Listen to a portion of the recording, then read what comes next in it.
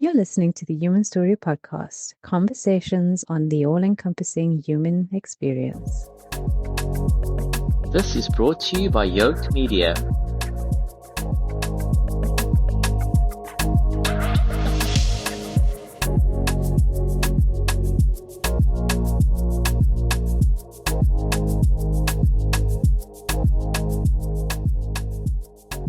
Well, welcome back to the Human Story. Another edition, another episode. The only big thing is season 2 of the Human Story. Welcome back, Shaamiela. Hi, thanks. Wow. Quite like we were having a chat before. We just, hit record and you said, oh my gosh, we're doing this again. So I'm very excited to be here. Thanks. And welcome back to you too. It's been us and Shaamiela, it's been almost 10 months. It feels like we've been in hibernation. Yes. Since our last recording. It just shows you what happens behind the scenes, not really knowing the time frames of how these things work. Absolutely. But what I will say is that it felt good coming back here today. It did. Season 2. A lot of familiarity. And season 2. And I think on that note, Shaamiela, I'd just like to just take a little bit of a step back on season 1. Yes. You know, after the 6 episodes and some of the feedback that we've received, I've been overwhelmed by the positive feedback from friends alike, colleagues, some on the platforms themselves, which is really, really kind of weird in a way. I don't know how to explain it to you. Absolutely, It's like, did we actually do this? Yeah. But it's been very liberating in a way. Like you're saying, I think you said it early on. Actually realizing that you and I have put something out there. Yes. I said to you, I think in one of the episodes in season 1, it's a very vulnerable space for me. And to realize that we were willing to put that out into the world and receive, whether it's a small community at this stage and like-minded people, but it's really been a good feeling. It has, and I totally resonate with that. And I still don't feel like I found a word to describe what it's been like. Yeah.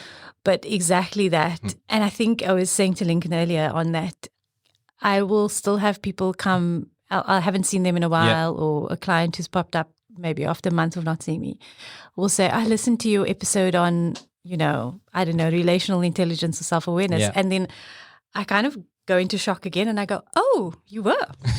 and then, they're eager to share their feedback, which has also been incredibly positive.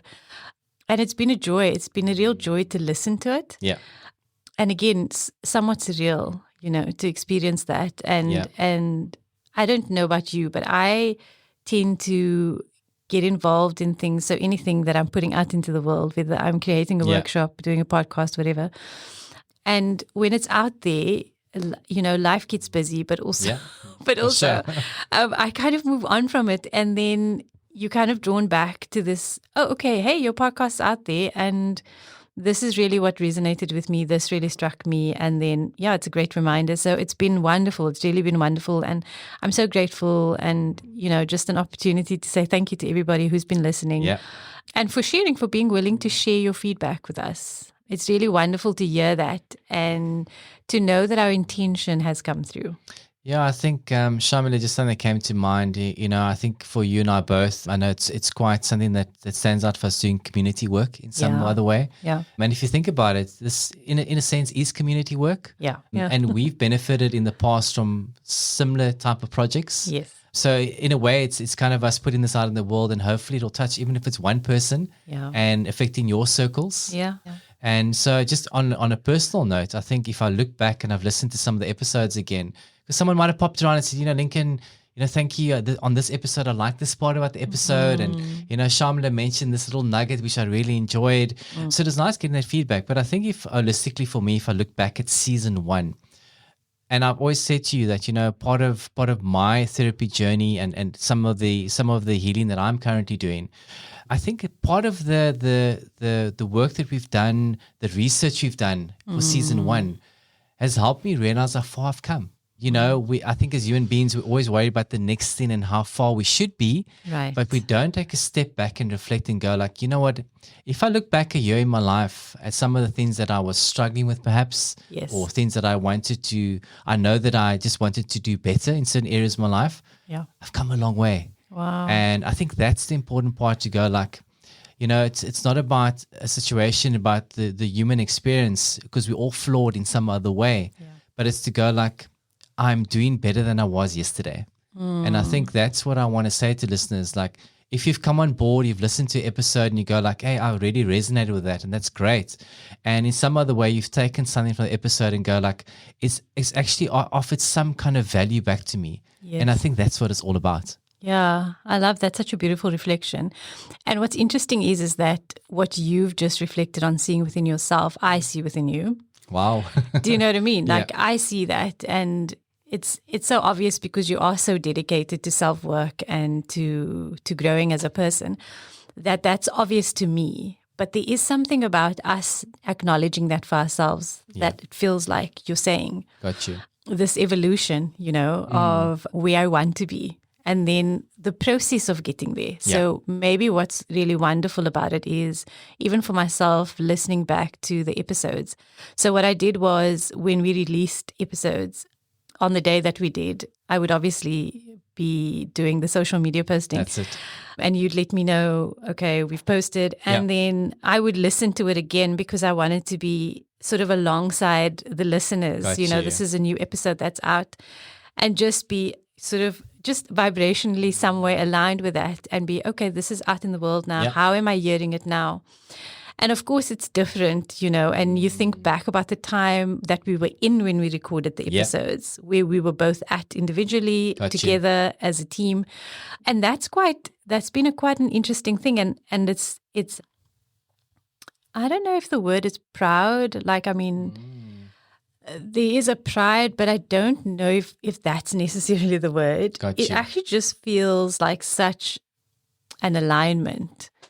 You know what I mean? When I listen back to it and I think about, okay, this really was the intention. And I say that because when we are sitting here and talking, just a bit of like insight into the process, but maybe more my individual process is, it often feels like I'm rambling. Yes. And it doesn't always feel like everything's coherent. But when we end the episode, Lincoln and I will often look at each other and go, was that all right? Yeah, that sounded like it was good. Yeah. And then he'll send me the raw, episode, and then I'll listen to it and I go, oh wow, there's actually quite a bit of coherence here. Yeah. So that's interesting. Yeah, and that there's been so much integration, exactly like you say, of the information that we took in order to put the episode out. Yeah. And how that changed us and made us kind of really have insights. Because again, to share something else is that before we hit record, we obviously often are having this long conversation. Which happened today. Exactly. And, and then we always like, oh, we should have recorded that. But I suppose maybe that's just unconsciously a process for us, for you and I. A kind of a reconnection after we haven't seen each other for a bit. And then we talk a little bit about the topic and we get excited together. Yeah. And then, there we go. Yeah, I love that, Shami. If I just think about that reflection you've just shared with us and with everyone, I think maybe a word that I was grappling to grasp was gratitude in a way, which relates to the topic we shall get to a bit later today too, which is very kind of something to kind of aspire towards. But I'm grateful for the fact that our years of friendship, we could embark on a project, obviously having similar values and morals, and what we would like to achieve and put something out into the world for the betterment of the world, essentially, that we were very much aligned and we still are very much aligned. And then I must say too, with anything, it involves growth. Even you and I doing this content, coming to certain segues and going like, we might not always see 100% the same on certain things, but I think that's the wonderful part about being human. Yes. The fact that we're able to discuss the things and realize that like it's the yin and the yang that people have told us. Yeah. And I've just loved that because essentially what it's done, it's taken our friendship to a deeper level. Yes. Which has really been amazing. Yeah. So because of this project, it's the unexpected spin-offs that happen that are really that you're grateful for, And the only way that you develop those deeper, meaningful relationships in life is if you get to segues and you have to jump another level to get to another level. I love that. And that's been really wonderful for me to see. Yeah. And I must admit, people have come to me and say, like, I just want to mention to you that you and Shaamiela have a good chemistry. And it really comes across in the conversations, the different points of view that you have on things is really great because, we may have not thought about that, but like you can see that you guys have different worldviews, maybe on certain aspects, but it's so relevant in the way that it's shaped together, Yes. Yeah. I love that. That's so relational. Yes. You know what I I mean? know what you mean. But definitely the yin and the yang. I think I've always found that, but maybe that's also just been a part of our friendship. Yeah. That there's permission for us both. And when we say that, Yeah. And I think one of my clients actually noticed it and she pointed that out. She said it's not the Lincoln is masculine and you are feminine. It's the flow between those energies that really makes it something different. Got you. And that there's a permission for that. Yes. Because of how we exist as individuals in the world, but also just that there is this, I want to say, synchronicity, I guess, that just naturally occurs. Unspoken understanding. Absolutely. So it naturally occurs and there is you don't have to force anything, so hopefully that's like, I don't know, encouraging. Yes, definitely. I think for the most part that is. And I think, if I just look back at season 1, I've had someone that I've shared quite a lot with on a personal level, has shared some of her story with me. And she came to me one day and she said, I just want you to realize, thank you for this podcast. You don't actually know how much it means to me in this part of my life. Wow. So I think what we also have to realize is this content going out into the world and listeners listening, it hits you different spaces of your life and seasons of your life. It does. So one episode might resonate a lot more with you than another. Yes. But that's the wonderful part about doing the series is that for some this will be so relevant. Yes. And maybe 2 years down the line, a current topic that we're discussing might become more relevant, depending where you are in your season of life and your human story. So that's been really encouraging to know that, like, I think on some spiritual level, these topics have chosen themselves and we've just been brought it to light. 100%. Yeah. Absolutely. And it's interesting because I'm just thinking about, so Lincoln obviously does like he knows about how many downloads there are. Sure. I'm not sort of on that. And from time to time, he gives me feedback. And apparently rest, the topic rest has resonated very deeply. Yeah. And I think it's the most listened to topic and has the most downloads. And we were both going, oh, that's quite curious. What's that about? Yeah. So I don't know, maybe if you want to, and you listen to this episode, maybe comment for us and let us know why you think it's possible that rest resonates so deeply. I mean, I think we were texting each other and I said, okay, it must mean people are all types of tired. It must mean that, and that they're needing the rest. Yeah, but maybe let us know what your thoughts are. Why would rest as a topic resonate? I think we have our assumptions, Shaamiela. If we look back at it, like you're saying, people are all kinds of tired in this world we live in at the moment. Totally. And I think it's also, for me, if I look at what's kind of playing out in the world and society at the moment, is that people are looking for spaces to rest, different spaces. I think we're overwhelmed with information, and we discussed this in the podcast. So please go listen to the full podcast. Yes, please do. But I think, true what you're saying, I think people are just overwhelmed by the mass amounts of information available out there, and they're looking for they're looking for strings to grapple onto for rest. Yes. And it's such an important component of being a human being. Yes. I think someone commented on one of the posts saying to us, we don't actually realize how important rest is when we don't even have it available to us anymore. And I think what she was speaking about is because I actually know the individual, she was saying that in a space of burnout. Yeah. And I know that. Yeah. Well. Yeah. So I think she was referring, like, when you don't know that you have it available to you anymore because you don't know where to go to, turn to anymore, that how important it is to put that in place to ensure you don't reach that point. Yeah. Wow, that's absolutely. I mean, and absolutely would love to hear from people why rest is so. And I do think it is the different forms of rest. But also, I just want to, go and listen to the episode, as Lincoln said. Yeah. But again, just to remind you that the amount of bombardment we experience, because that's the word, is not normal for your nervous system. And that's the simplest answer to why it is that we are so exhausted.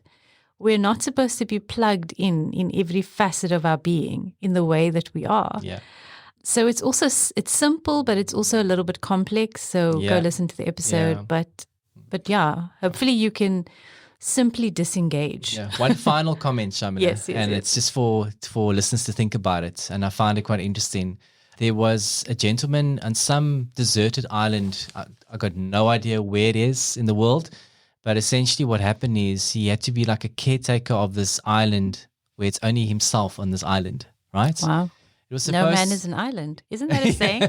Yeah. But he was on an island. On an island, yeah. So he was essentially supposed to do this for 2 years. Okay. And guess what? He ended up staying for 33 years on this island in isolation on his own. And the question was put out to people, because I heard it on one of the radio stations. Yeah. Would you be able to live in isolation on an island for 33 years? And I found that quite interesting because for the most part of it, we'll feel that we need connection. Yes. And some people, depending where on your life stage or human journey, might feel that years of isolation is not a bad thing. Yeah. So totally. I think it's just that to think about when you think about rest and, what that means to people.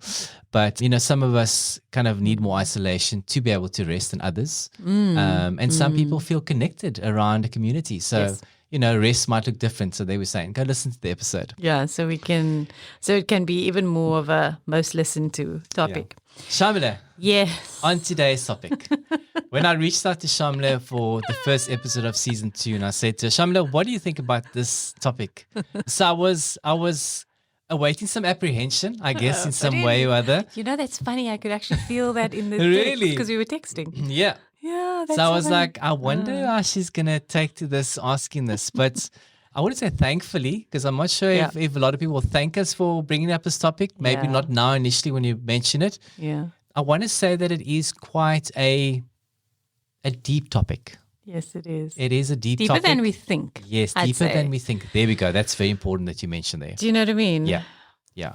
So on the topic of forgiveness, what comes to mind when you think about forgiveness? Now, I know there's a lighter version of this. People go like, that individual that I borrowed my Tupperware to that hasn't sent it back home. So that's a lighter form of going like this unforgiveness that I can't forgive that person. Or that person that came to my barbecue, if you're not from South Africa, Bri, that brought a pack of boerewors, like we'd say in South Africa, sausage, but yet ate all my steak, ate all my good meat. So that kind of unforgiveness, yes, that is a form of it, but those are very sort of small transgressions. Yeah. Forgiveness, Shaamiela, as a topic, like you say, it's got so many layers. So on the topic of forgiveness, Shaamiela, where does one really start when we speak about what is forgiveness and what does unforgiveness look like? So I think as a kind of maybe as a little bit of a definition, what is forgiveness? So generally, my go-to is to go to the root of the word. Yeah. And so I had a look at the root. And so it comes from an Old English. It's from Old English. Yeah. And it's forgiven. It's interesting. For, completely. Yes. Given, to give. Got you. And then it's also derived from the Latin perdonare. I like that. To give completely. Wow. Okay. So that, when I read that immediately made me pause. To give completely. Because immediately it puts you in a space of what it means to forgive. Got you. Do you know what I mean? Sure. Like immediately it made me go, whoa. It's actually it's not simplistic. And it's not a word that I think we should throw around. Yeah, it's very nuanced. Very. So there we go. Welcome to the depth Yes. of this word and the discussion of forgiveness.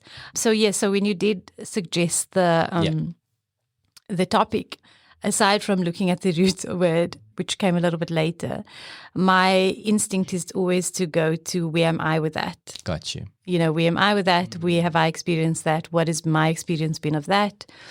I've certainly forgiven. I'm pretty sure I've been forgiven many times. Yeah. And that's been my experience. And so I don't know if there is a human being who walks the earth who hasn't had to experience forgiving. Yeah. And then, needing someone's forgiveness. Yep. Because this is it. This is part of the relational aspect of the human life and journey. Yeah. I mean, forgiveness as a process, it's interesting to me because we think it's a very simple act. Yes. And the fact that you're saying completely, I think most of us would get stuck on that part of it. Yes. So if we look at forgiveness in terms of, like you're saying, the layers, and as a process or process, like some people would say. Yes. I mean, where would one really start, Shaamiela, if you had to say forgiveness as a process? Where does that actually take one? So that's I think the most important thing here is that forgiveness is a process. It's not a feeling. Sure. It's not a feeling that happens upon you and, you arrive at this feeling and then you decide to forgive. Yeah. So the other thing is that forgiveness is a decision. Got you. Right. So it's an act, right? So we're saying to give completely. Giving, as we know, is a verb. Yeah.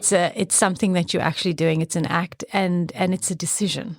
Got you. And that alone kind of just makes you wonder about the process of getting there. And so I would say what I feel like is important to distinguish between, though, as we discuss forgiveness as a process and not a feeling, is that underlying the word forgiveness, because we can be stuck on the label. Yeah.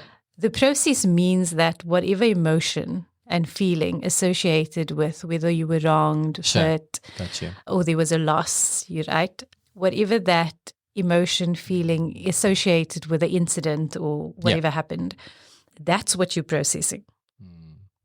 Okay. So before we even get to forgiveness and the decision to get there, there's a journey that you walk. And one of the differentiations I feel like is really important is the difference between acceptance and forgiveness. Yes. Sid brought up. Got you. The emotions, all of the stuff that we'll talk about now, the emotions, the hurt, the pain, whatever that is associated with that. That's I'm going to let this burden go. Okay. The emotional release. Can I come in and ask the question to you then? So acceptance doesn't necessarily mean forgiveness. No. Okay. They're not the same thing. They do work really well synergistically. Got you. Together. Sure. And they're closely related to the process of forgiveness. Okay. I think, right? Because I don't know, I feel like a lot of people can get to an acceptance where they go, I can't fight the reality of this. Got you. Right? And I think it also grants us the ability to let go of what was perhaps unrealistic expectations or current expectations. Because if something happened between you and someone you love, generally there was an expectation for them to perhaps behave differently, or not say the things that they said to you. And, the more you kind of go back and forth with yourself, we all do this in our heads, of right? Course. And my daughter was actually saying this to me the other day. She's like, why do I always think of the best things to say that I could have said after the fact? I was like, when did that happen? She's like, no. Retrospection is good. Yeah. It's like, I was in the shower now and I was thinking about that. I was laughing. I was like, that happens to all of us. Yeah. So we all have these little arguments in our heads and these little, panel discussions. We are every member of the panel. Yeah, of course. Just so you know. Judge, jury, and executioner. Exactly. And then, so I think it's also about whatever the expectation was, that's the acceptance. Got you. So forgiveness would maybe be the next step then? Yeah, that makes a lot of sense to me. You know, if I think about acceptance and forgiveness, I would really kind of say that I understand it in some way, because I've got a situation where I've been doing work myself on a situation, and I understand like the reality of a situation, accept it for what it is at this season of my life. Yes. I wouldn't say I was at that point a while ago. When I say a while ago, a couple of years back. But I looked at that and I go, right, I accept it for what it was, the reality thereof. The forgiveness part is the more fluid part for me, the emotional acceptance. Because on the one part, I accept the situation that happened. Yes. But now the emotional part where I have to offer forgiveness almost in a way, that part is still a part that I am still grappling with at times. So it's not like the acceptance, I accept the reality for what it was, but the emotional, the feelings that go along with that acceptance, I wouldn't say that at the time I was 100% there of complete forgiveness. So the emotional part is the part that's been longer than the actual acceptance part. If that makes sense. Totally. Processing. Because it does, and I think your point is driving home something really important, that it takes time. And so what's interesting is in recent years, I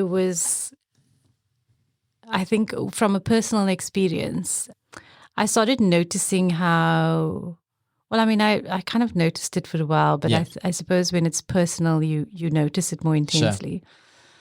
I started noticing how when there's an incident and something happens between you and another person, whoever's wrong, whoever's right, because sometimes that's the whole big thing, like, I was right and you were wrong. That's it. All high ground. And it's this power play that we get into. I started noticing how often the individual who has wronged someone sometimes thinks they can set the timeline. So when I say that, and also I want to, in addition to that, note the societal expectation. So as I say this, I'm aware that culturally we all have very different views on this. That's right. Right? Also from a religious perspective, 100%. because forgiveness is often associated with religiosity. Yes. I mean, I don't necessarily agree with that, but I totally see the relevance, right? Because we also, if you believe in God or a higher power, you expect forgiveness from a higher power and God. And then we conflate that with human forgiveness and human, non-forgiveness. And what's been interesting for me about kind of almost delving into this topic of forgiveness, and this has been in the last few years, is that so when the individual who's wronged you gets to a point where they've realized they're wrong, and they may come and say, I apologize, and whether they ask for forgiveness as well, because that's the other thing, that we can get into is like, do you say I'm sorry? Do you say forgive me? It's very interesting. Sure. Anyway, but what I noticed is that then there's this expectation, and it may not be that way with everybody who apologizes and who asks for forgiveness. There's this expectation that it should be over now. And that you should be at that point where, but I've asked you for forgiveness. So now your next step is to forgive me. Yeah. And I want to say, no, that's not how that works. Sure. For those of you that didn't know that. Exactly. Yeah. That's not how that works. But there is this. And then also, I just want to say, parallel to that, people around, if you share family members or friends or stuff like that, they may know that, there's been a step towards reconciliation or some kind of repair. Yeah. And they'll go, you must forgive. And I go, no, that's also not how that works. Got you. And I want to bring that home to the fact that it's your individual process. 100%. Right. We're not, I don't know about you, Lincoln, but I neither discourage or encourage it. I got you. Right. I absolutely see the power of forgiveness. Yes. I've lived it. I've experienced it. I've given it. And so I know it's transformative. and most certainly in my work, I don't think I've ever said to someone, and if you are listening and I have said this to you, you can correct me. You can put it in the comments if you want, but I don't think I've ever said like, oh, you must forgive, because I just have this understanding that it's such an organic process. Gotcha. Does that make sense? It makes complete sense. I just want to go back a bit to those of you that have the struggle of the doctrines of religiosity at times. I find, I'm going to use a perfect example for me now, something that I've struggled with over the last couple of years on this topic of forgiveness with a family member. Yes. I found that because of obviously I'm Christian. Yes. And we speak about forgiveness is a very real topic in most religions. Absolutely. It's a very core component of religions. Yes. But it's tossed in with this and this I don't know how to, this friction. Yes. About I feel obliged to forgive you because I'm owed to my father or someone in the higher power, yet I am compelled to forgive you. Yes. So I completely get what you're saying. It makes complete sense to me. However, I've learned that there's a human biological component too. Yes. So I've come to realize in my own healing that I don't think there's an expectation that forgiveness means, like you're saying, I can forgive in some other manner, but it's in my own timeline. Yes. I can't be pressurized into feeling I need to forgive just to please someone. Yes.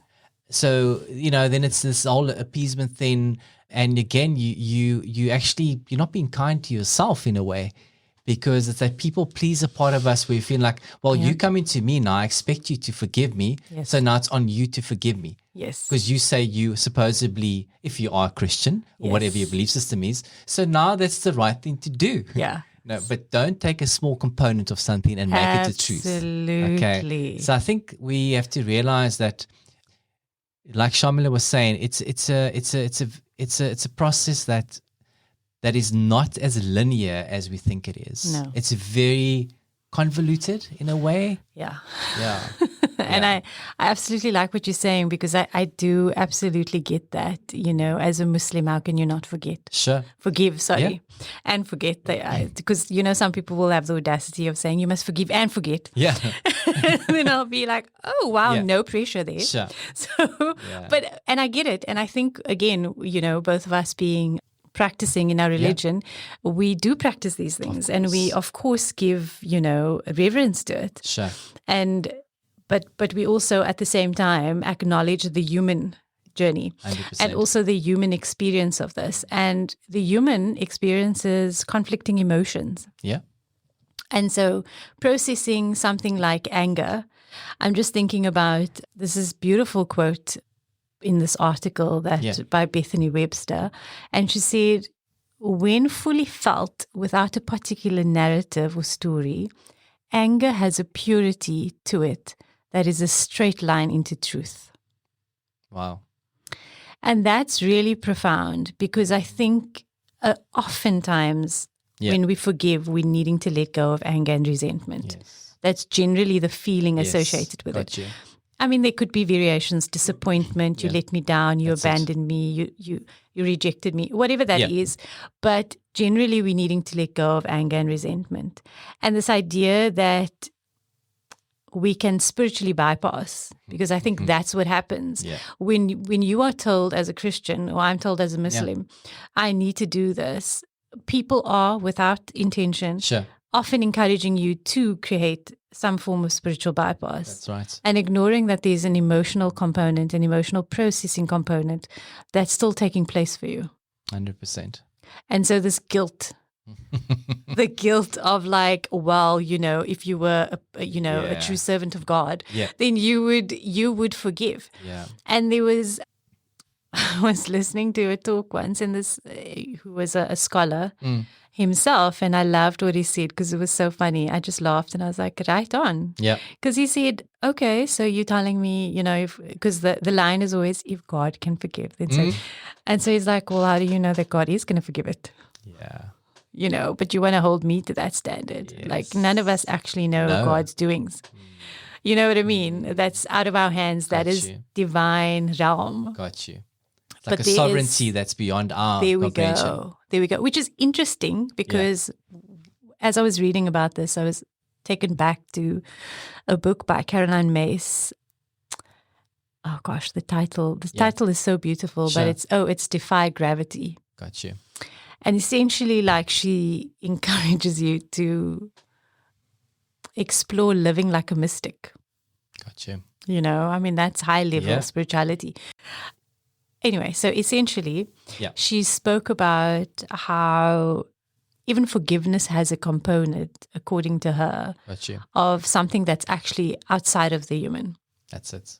That you almost are inviting in divine intervention in some sort of way, that you can't often, with forgiveness being such a stretch for the human being in some cases, only rely on your human capacity. Yeah. That you have to stretch beyond that into the divine realm. Got you. And actually call on that.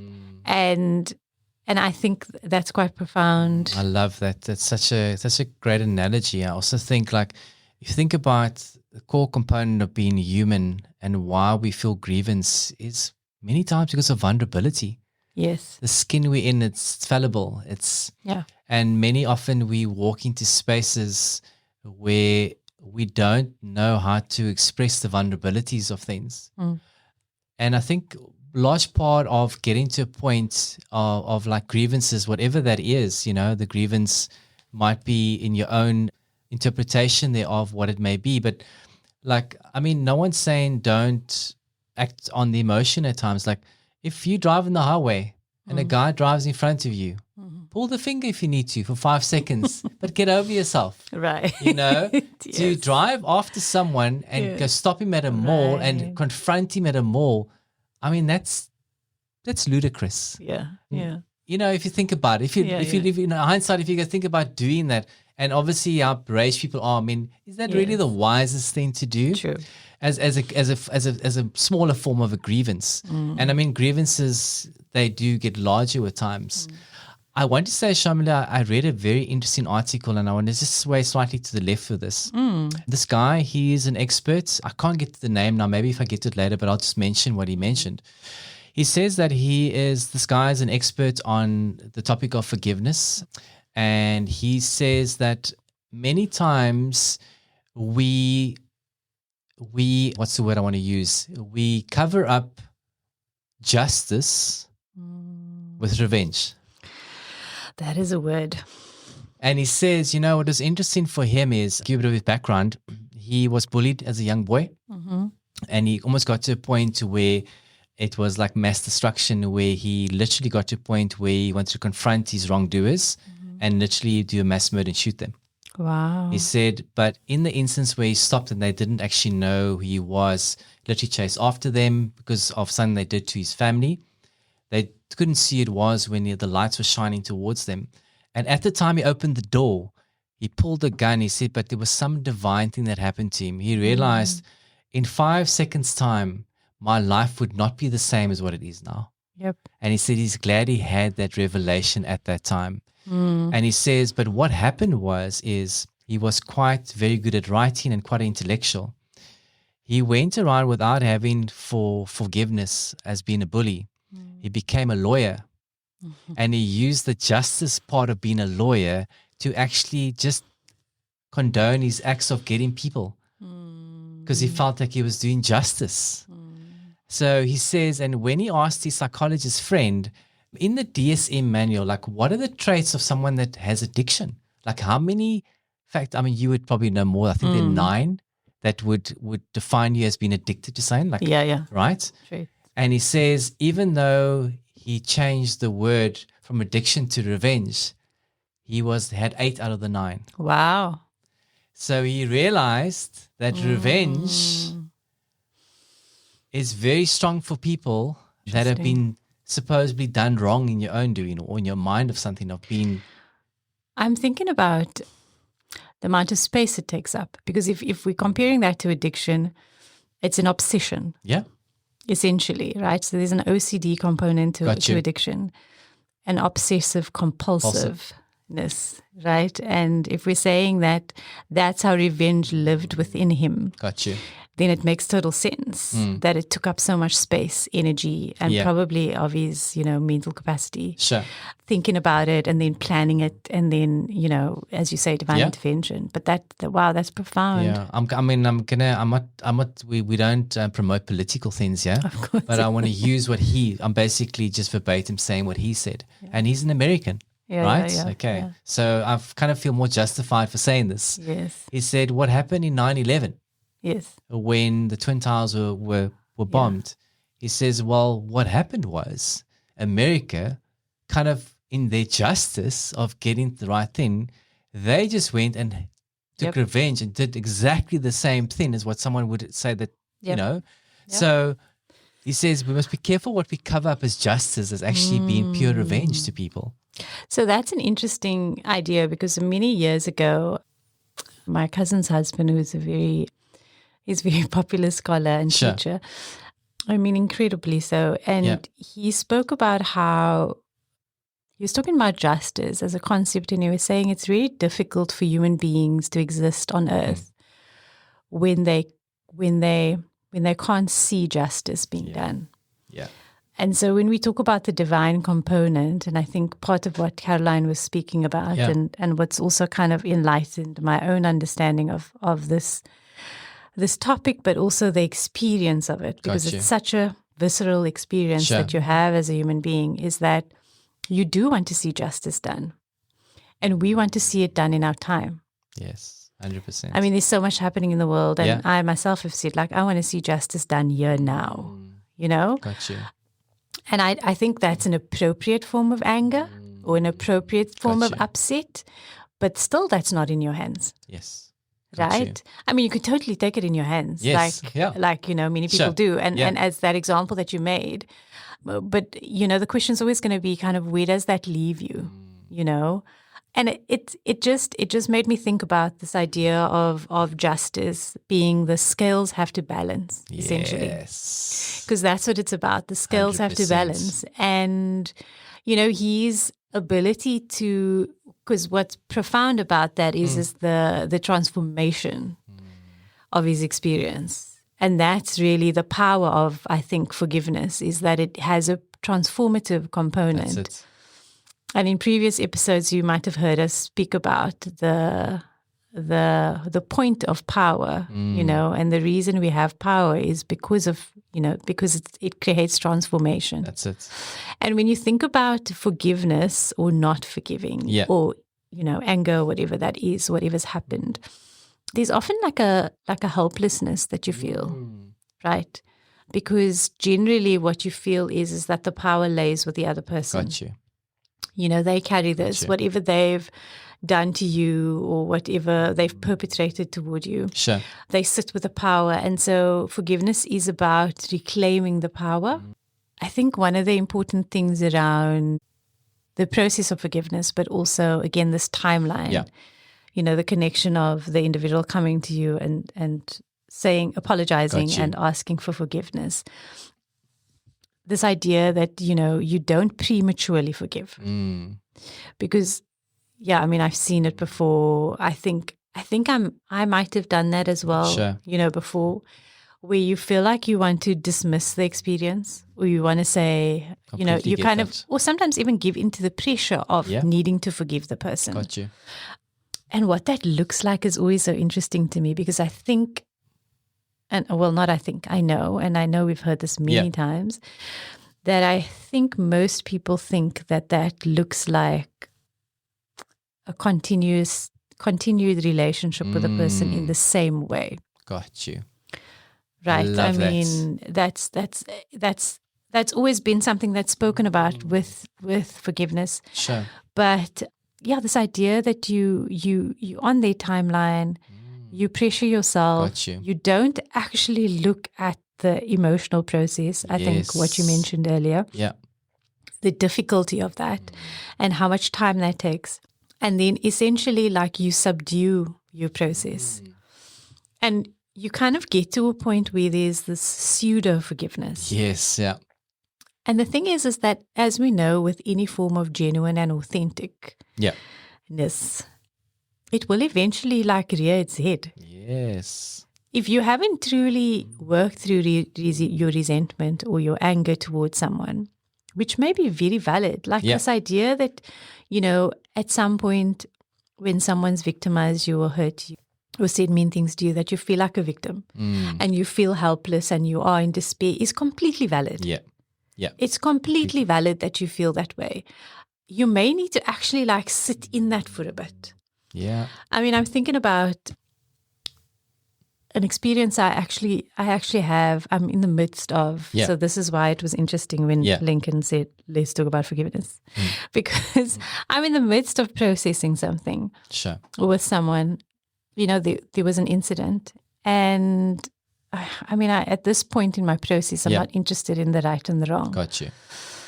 I think I'm just still so immersed in the emotional process, of kind of when you're sorting something. Yes, yeah. When it's all jumbled together and you're sorting and you're kind of pulling those strings out and you're placing things where they need to be and naming all the feelings. So I'm still very sort of deeply in that process. So the charge of the incident is no longer there. I don't feel attached to what was said and what was done anymore. It sort of floats in and out of my head from time to time, but there isn't, the attachment to it is no longer there that it was in the beginning, which is why it's important to understand that when it immediately happens, it's so appropriate for you to have those feelings. Because I mean, I remember having a day or two of just this rumination of it, playing over and over in my head, and reaching out to a friend, and her and I were chatting, and she said, well, that's normal. Let's just let it be, right? And then, so even though it's no longer charged, and I can honestly say I'm definitely not at forgiveness yet, ideally so. Sure. So but I'm somewhere in between. Got you. And there is importance to that as well, where there's no longer this charge anymore, but I'm not necessarily at a place of forgiveness, that I'm sort of in between. Got you. And what's interesting about that is, as a former people pleaser, is that the bypassing I would have done in the past would have been bypassing those feelings and this process of marination. Got you. Where I'm kind of marinating in the in-between. I would have bypassed that so that I could smooth things over. Got you. So that completely get that. Yeah, of course you do. One of our common things we work through and I think process individually. Yeah. And so I'm in this in-between and understanding again for myself, because as you know, we revisit spaces many times in our lives, understanding again the discomfort of that. Although, because I no longer have a tendency to people please like I did in the past, it's not as uncomfortable for me. Got you. And again, I want to say I'm practiced in this, so it's not the same for everybody. But there is something about sitting with that and going, wow, a former me would have rushed and said, look, I've achieved this forgiveness. It's some kind of accolade. Yeah. Look how enlightened I am. Yes, exactly. I'm so enlightened. I got this so fast, guys. And, and I'm just, that's not real. Yeah. That's the pseudoness. That's the premature. That's the preempting of something that's not real. And I'd rather be present with this process and then have it be me getting to the forgiveness organically. Makes a lot of sense. I mean, I think of a recent situation, I say recent 2 years ago, something that happened in a space, something where I felt I supported an individual tremendously and assisting them with some of their struggles. And I think what happened is that I was also at fault in this relationship, many parts of it, and I can look back now, is that I never set clear boundaries about what I was willing to accept as acceptable behavior towards me. Wow. Kind of made it quite known that, whenever that person needed a shoulder to cry on, I was available. It meant just jumping at any time just to kind of assist. And when this person did this transgression to me, I was highly, highly offended. And ruminated for weeks on end, probably months on end. How could you do this to me? Do you know how much I gave to you? Don't you understand? Can't you see what I'm trying to show you? Don't you see the injustice you've done to me? And I think many of us do that at times, depending what the grievance is. Exactly. But I think there was in this whole process, like you're speaking of, Shaamiela, I got to the end of it to go like, you know what? I realize now, if in retrospection, there was a lot of things that I contributed, number one. But secondly, that I realized that of those things are all your stuff. Right. And once I looked at that individual as going like, they didn't have the tools to know how to navigate a situation. And when at the time they involved in a situation because they weren't happy with something that I told them, maybe, and it kind of really flipped its head and it created an ugly situation, it was them not really understanding how to manage their own emotions. So in some way I could find and then reason through it and go like, I understand, but it doesn't mean that I forgave the person. And the relationship dynamic changed thereafter. We have a better relationship because I understand the boundaries that I need to put in place now going forward. So in the past, I may have done things that have contributed in a way. Yeah. But now I look back and go, what can I do in future to not ruminate on that, to actually empower myself not to get into similar situations. And we do understand that these things happen at random at times. Yes. But how can I ensure that I deal with this better, put things in place to change the relationship dynamic going forward?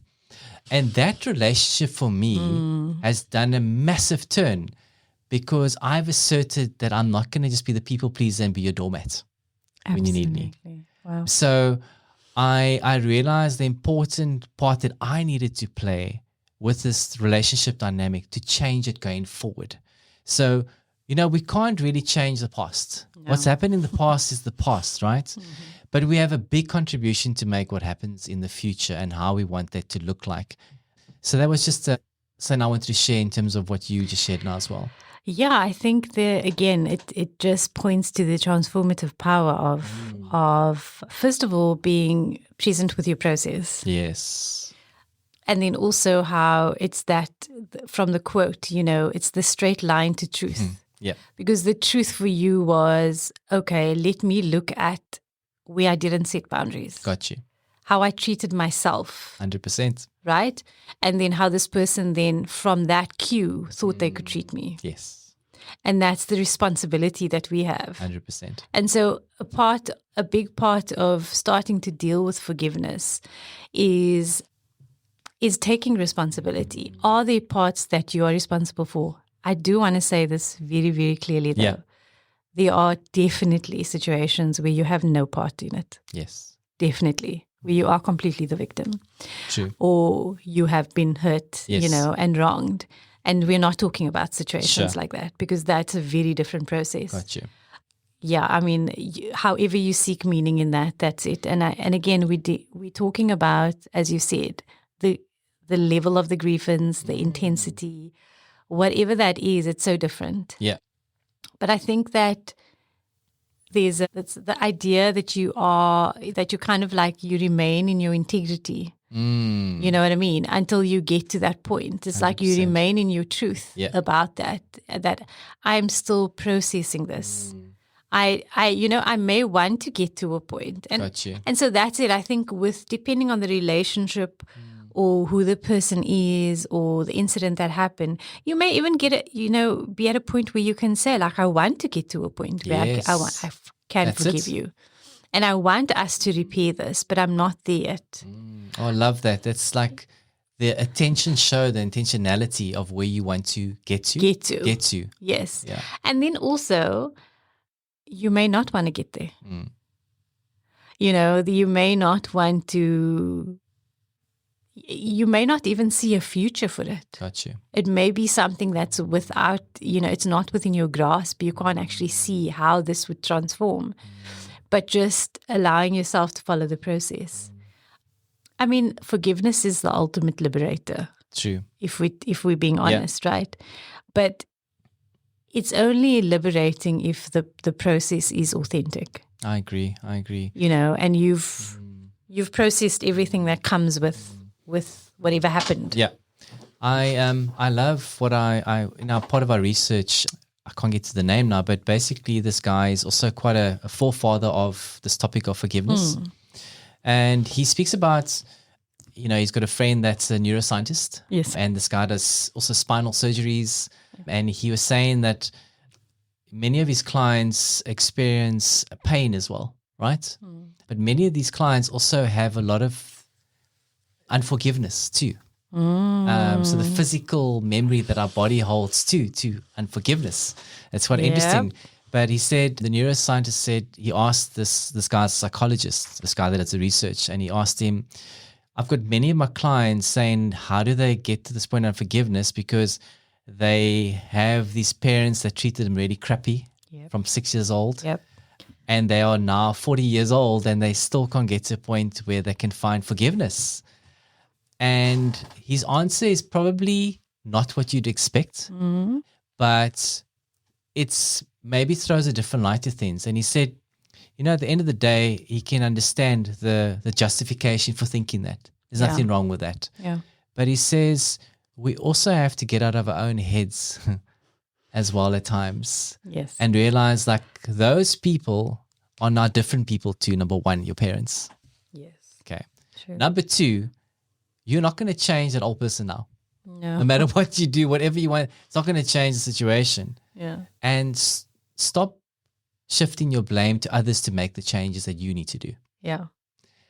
It's kind of a more harsh thing. But I think what he's trying to say is like the past is the past.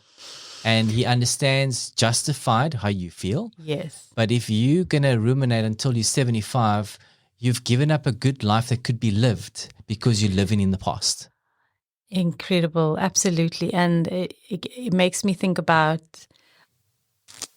a couple of years ago when I was speaking to my cousin's husband. And he's, very formidable and sort of well-known scholar in our community. And he spoke about how it's actually very difficult for human beings to exist on earth when they cannot see justice be fulfilled. And then, there's human justice and divine justice, and there's a big difference between the two. But I think maybe that's what it is that a lot of us stay stuck there. Because we feel it wasn't justified. 100%. And there is truth in that. It probably very wasn't justified. And you feel like there wasn't justice done for you, right? And it kind of, it makes sense why you would be stuck there, but I think that's where the difference between the acceptance and the forgiveness comes in. Is that you can accept that was your reality. Got you. Forgiveness, as we know, is the decision and the next step. But this idea that, the scales need to balance, but it needs to balance in a way that we believe it should, And again, this is human justice, as in the human mind. Got you. Conceptualizes and comes up with kind of this is how it should be, and then I'll feel better. Because ultimately that's really what it is, which is why I keep, pointing out the process is that it's really about me wanting to feel some kind of peace, contentment with what occurred. Right? And like a soothing of some sort. And so again, it's not this takes work. It's not a feeling that happens upon you. That just sort of like one day you wake up and, oh my gosh, there's so much light. What I will say is that if you follow this process consciously and you actually engage with it, I think you can get an opening. There can be an opening, there can be many openings, and which may then indicate perhaps it's time to consider forgiving. Right? And I've seen many times before, I work with couples, and if you're in a relationship and you're married, I don't need to tell you that you are going to need to forgive many times. Right? And ask for it many times. And just accept, please, fully now that's how it is. And it doesn't have to be a marriage. It can be any relationship of consequence to you.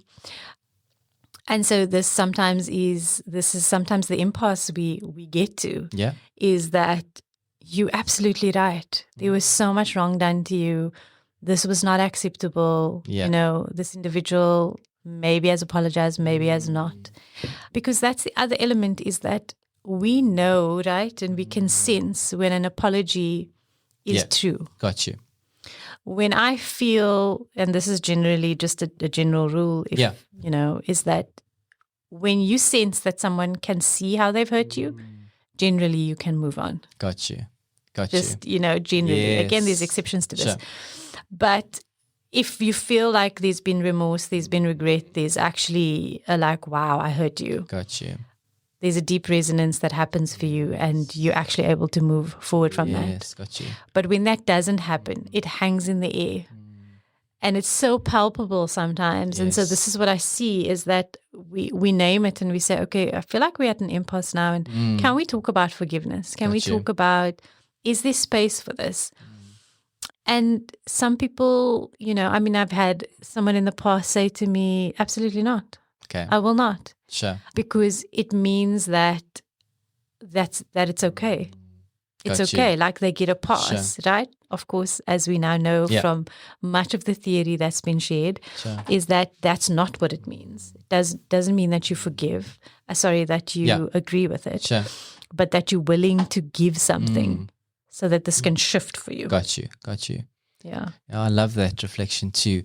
Another interesting sort of study that I read about while doing the research. I mean, I'm assuming that our age classification of the podcast will be people either in relationships or married or whatever that status would be, but in some form of a relationship with another individual. Yeah. And many times when you live with the individual over a number of years and you kind of pass the honeymoon stage, it doesn't take very long when you're married, when you live in close spaces. But I think what they were trying to say is that, many times we keep records of like debits and credits of what the other one does, and they can quickly pile up if you don't manage that very well in your head. But I think what is interesting is he said in the study, they got individuals, so people that showed gratitude and those that didn't as couples. And he says the couples that kind of did this exercise that showed gratitude, okay, let's go to the opposite side first. The couples that didn't show much gratitude in terms of like, they kept record of what the other one was doing, and there was always like, so something good about your partner. Yeah, he's a good person. Something bad is like a World War III list of the bad things, right? Okay, but there seemed to be no compassion for your partner sitting across you when something could potentially be interpreted as hurtful, right? Yes. Okay.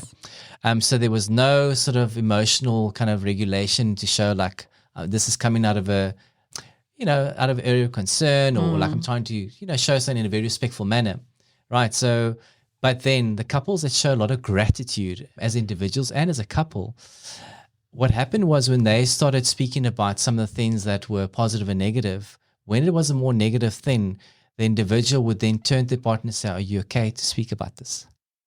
So the compassion component of showing like, here's another human being individual on the other side. And I realize that this could impact you in what I'm saying. And I'm trying to show some kind of empathy and compassion to you at this time when I'm saying this. To have that awareness when you go out in the world with people too. Yeah. Very often we are so caught up in our own worlds and thinking that we are the only one that goes through these transgressions. And I want to say what Shaamiela said, 95% of transgressions are everyday things that happen to everyone in the world. We all go through, emotions and unforgiveness at times. And there are 5% of people that go through unimaginable things that you can't even imagine. Like, very often we choose to be noble about. Yeah. So we could go to a coffee shop and our coffee's not made exactly the same way we want, and we wait more than 5 minutes. And we're very vocal about that. But yet on the other side of the world, there be people dying of hunger, starvation, 800 people. Do we make serious transgressions about that? Like that's an injustice. Yeah. So I think we also realize that, life happens and there will be times that we ourselves will be the transgressor for people unknowingly at times. So also sometimes to show compassion to people, to realize that, we all walk in this path. We're all flawed in some other way. And, that we speak about this often, Shaamiela and I, that essentially love is a very important characteristic or a quality to show other people. So I think what I'm trying to say is that you have to realize and have compassion to know that many people, the 95% of transgressions that happen are sometimes unbeknown to people. Sometimes I said something to you as a toddler or as a child, I can tell you straight out, like, why did you do that to me? That hurt me. As adults, we do the same thing, but internally. From a relational perspective, forgiveness is, as we know, the thing that kind of helps us transform our relationships. Sometimes Sure. it shifts things. Sometimes that means that we spend time grieving the loss of how it used to be. Yeah. And sometimes we grieve completely a loss because it can no longer be. Got you. And that's absolutely okay. Sure. That there are relationships that have to end. And that's healthy for you and the individual. Sure. Or, the other person may not even be able to acknowledge. Got you. Right? And that's okay. Absolutely. So that's really important to mention. And also, I think you brought it up earlier in your example, is that forgiveness has to come with boundaries. In most instances, alongside forgiveness, you have to do the work around deciding what your boundaries are. 100%. And that's really important because it tempers expectation. And as we know, so much of our fighting is about, sometimes unsaid, unmet expectation, if that makes sense. A lot of sense. Do you know what I mean? A lot of sense.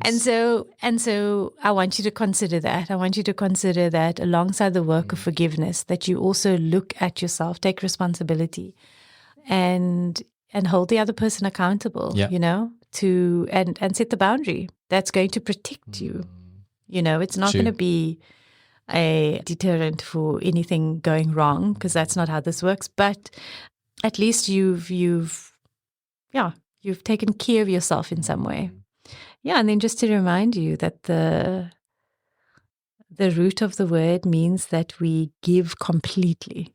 Yes. And complete your process of getting to a point where you may want to forgive. Got you. Or you may not. I honestly can say that if people choose not to forgive, as long as they've done the process, is what I would say. I have no judgment towards that. I can't know what that must mean for you. 100%. But it's. I guess again, these are all suggestions and just ideas, and I guess inspiring you to get curious about it. Yeah, no, I get it. Yeah. I mean, just one last quote to end on, and I'm sure you've heard it before. Unforgiveness is like drinking poison and thinking the other person is going to die. Expecting the other person to die. Yes. And very often we think that, so again, like we said, they were all just, conversation to stir a thought. Yes. Perhaps, go down a certain path, create an opening, create space for it. Yeah. And certainly for myself, just doing the research, it's been emotionally taxing because it is just another point. Most transgressions, number one, family. Second, partner. So to give you an idea, we kind of touched on many of those, but and these are situations you can't avoid. So you're going to find yourself in a situation where these transgressions are going to happen, probably on a regular basis, probably some that are much less of a grievance than others. And again, like we said, we hold space for that too.